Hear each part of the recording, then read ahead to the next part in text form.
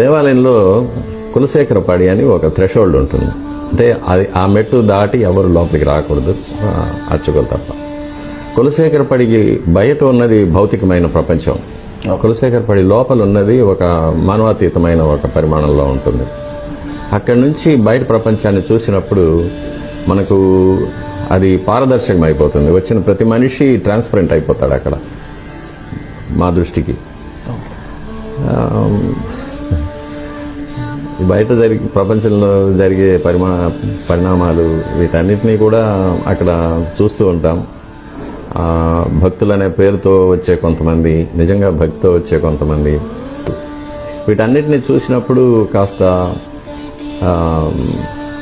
బాధగా ఉంటుంది, కొన్ని సమయాల్లో జుగుప్సగా కూడా ఉంటుంది. నేను ఈ ప్రపంచాన్ని చూడకుండా స్వామివారి వైపు తిరిగి కూర్చుంటాను. లేకపోతే స్వామివారిని అలా చూసినప్పుడు స్వామివారు నవ్వుతూ ఉంటారు, ఇదంతా హాలీలే, నేనే వీళ్ళందరినీ ఇలా ఆడిస్తున్నాను అంటారు. సరే,